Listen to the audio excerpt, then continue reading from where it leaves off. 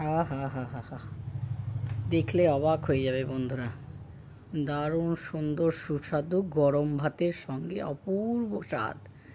গন্ধটা তো বুঝতে পারছো না, আমি নিচ্ছি যখন খুলেছি, হা হা যা গন্ধ।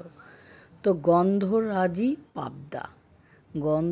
পাবদা বানাবো আজকে। উফ, তো দেখেছো বন্ধুরা গন্ধরাজি পাবদা কি করে তৈরি করলাম।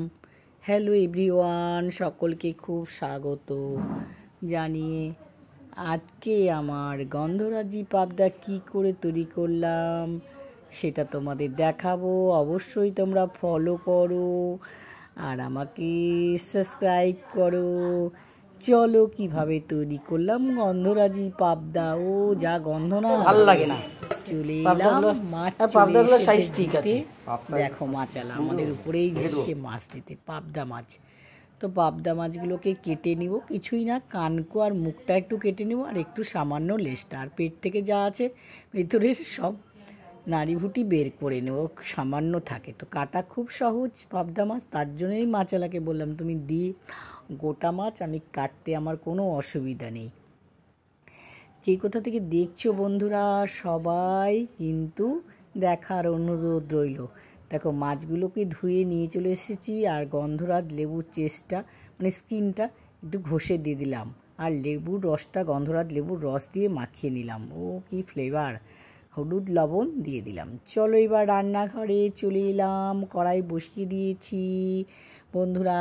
আওয়াজটা ভীষণ কর্কশ হচ্ছে বলেই তো মিউট করেছি।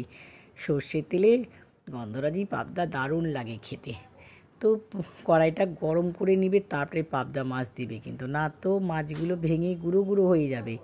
তো পাবদা মাছ দিয়ে দিলাম, হালকা করে একদম ফ্রাই করব, আর না করলেও পারো।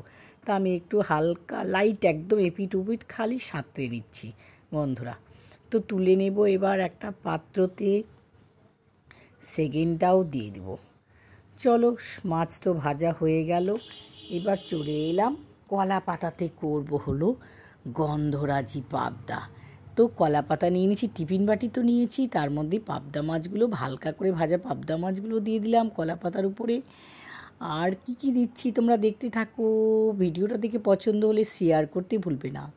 এখানে কাঁচা হলুদ সর্ষে আর কালো সর্ষে আর পোস্ত দেখো বেটে নিয়েছি। দুটোকে ভালো করে, কাঁচা লঙ্কা ঝালটা নিজেরা বুঝে দিবে, অল্প ঝাল দিয়েছি, লবণ হলুদ দিয়ে দিচ্ছি, গন্ধরাজ লেবু রসটা মানে তখনই চেটে চেটে খাই আমি, আর চেষ্টা দিয়ে দিচ্ছি, স্কিনটা দিয়ে দিচ্ছি গন্ধরাজের। তো দিয়ে দিলাম আর একটু সামান্য জল, হাত দিয়ে সবটাকে মেখে নিলাম সুন্দরভাবে। এইবার মাছের উপরে দিয়ে দিব। দেখো সবগুলো দিয়ে দিলাম বন্ধুরা। ভিডিওটা আমার কেমন লাগছে অবশ্যই তোমরা শেয়ার করো বন্ধুরা, শেয়ার না করলে কী করে এগিয়ে যাব। কাঁচা লঙ্কা দিয়ে দিলাম, ও কাঁচা লঙ্কা ফ্লেভার তো মন ভরে যায়, সুন্দর গন্ধ ভাতের পাতে পড়লে। তো কলা পাতাটা দেওয়ার আগে সর্ষের তেল দিতে ভুলে গেছি, ও হু হু হু, এটা না দিলে তো হবেই না। কাঁচা সর্ষের তেল দিলাম আর কলা পাতা দিয়ে উপর থেকে ঢেকে দিলাম।